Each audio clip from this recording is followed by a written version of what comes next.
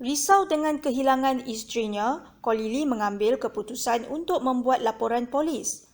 Dalam laporan itu, dia mendakwa isterinya tidak pulang ke rumah kira-kira 3 hari yang lepas dan gagal dihubungi. Pihak polis yang mula menyiasat kes itu kemudian mendapati banyak kenyataan dalam laporan itu bercanggah setelah mereka membuat pemeriksaan lanjut mengenai alibi Ko Lili. Dia didapati tidak hadir bekerja pada tarikh yang didakwa. Polis mula mensyaki sesuatu yang buruk berlaku mengenai kes kehilangan ini. Apakah yang berlaku sebenarnya? Ikuti kupasan selanjutnya. Ko Lili yang bekerja sebagai pembantu am pejabat berkenalan dengan Siti Saida atau lebih dikenali sebagai Nindi melalui laman Facebook pada tahun 2014. Dia juga mengaku bekerja sebagai pembantu am pejabat dan bergaji kecil setelah melihat gaya hidup Nindi yang agak mewah di Facebook. Nindi yang tinggal di Semarang tidak kisah tentang semua itu kerana dia sendiri bekerja dan mempunyai gaji lumayan. Perkenalan mereka membawa ke gerbang perkahwinan pada tahun 2015. Setelah berkahwin, Ko Lili meminta Nindi berhenti kerja dan mereka tinggal di Karawang, Jawa Barat. Pada awal perkahwinan, mereka hidup bahagia sehinggalah anak mereka yang pertama lahir pada tahun 2016. Kehidupan mereka agak terhimpit kerana kekangan kewangan.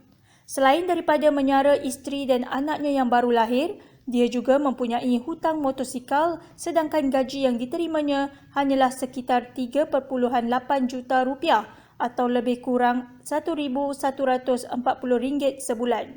Oleh kerana masalah ini, Nindi meminta izin untuk bekerja sebagai ejen syarikat perumahan di Karawang dengan tawaran gaji sebanyak 5 juta rupiah atau lebih kurang RM1,460.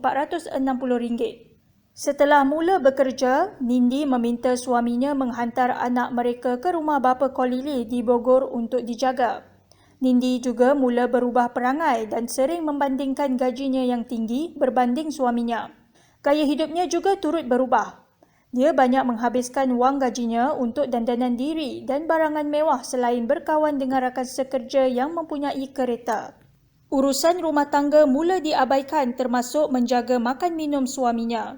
Nindi juga tidak mahu memasak dan mereka hanya makan di luar setiap hari. Keadaan ini memburukkan lagi masalah kewangan suaminya sehingga tidak mampu lagi memberi wang untuk keperluan anak mereka yang dijaga bapanya.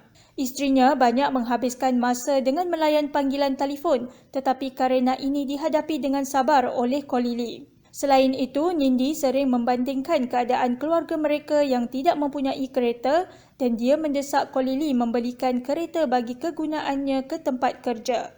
Dia kemudian memberi tarikh akhir iaitu pada bulan Disember tahun tersebut untuk suaminya membelikan kereta. Pada 4 Disember 2017, buat sekian kalinya, Nindi mendesak dan memaksa suaminya membeli kereta. Ko Lili mencadangkan supaya menyewa sahaja kereta jika ingin digunakan.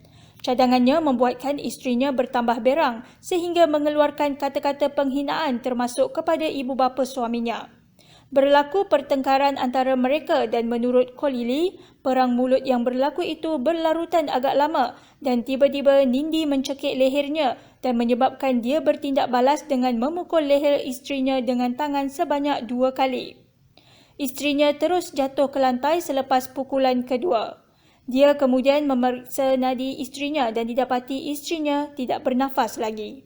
Dia kemudian menutup mulut mangsa dengan selotip dan meletakkan jasad mangsa di atas karpet di ruang tamu rumah mereka. Keesokan harinya, dia memotong tubuh mangsa kepada 3 bahagian dan membuangnya di 2 tempat yang berasingan. Kepala dan kaki mangsa dibuang di Tegalwaru manakala badannya dibuang di Ciranggon. Sehari selepas itu, dia kembali semula ke tempat tersebut untuk membakar semua bahagian tubuh mangsa bagi menghilangkan bukti dan kemudian membuat laporan polis palsu mengatakan isterinya hilang.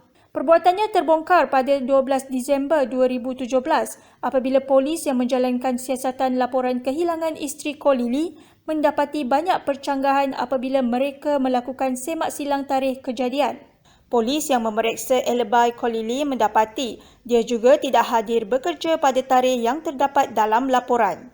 Apabila ditahan untuk disoal siasat, Kolili mengakui semua kesalahannya dan membawa polis ke tempat-tempat dia membuang dan membakar anggota badan isterinya.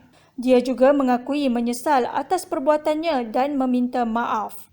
Muhammad Kolili, 23 tahun, dibicarakan di Mahkamah Karawang atas pertuduhan membunuh isterinya, Siti Saidah, 21 tahun, yang mana jika disabitkan kesalahan, boleh dihukum penjara 20 tahun atau penjara seumur hidup atau hukuman mati. Kolili kini ditempatkan di penjara Mapolres Karawang, Jawa Barat sehingga hukuman dijatuhkan. Menurut satu wawancara eksklusif dengan Suara.com dari Karawang, Kolili mengakui kesalahannya dan bersedia dihukum mati. Semoga kisah ini menjadi pengajaran kepada kita, terutama pasangan suami isteri, supaya sentiasa bertolak ansur dan bersama-sama susah dan senang ketika melayari bahtera perkahwinan. Subscribe channel Detektif Mina untuk mengikuti kisah-kisah lain yang menarik selepas ini. Sekian, terima kasih.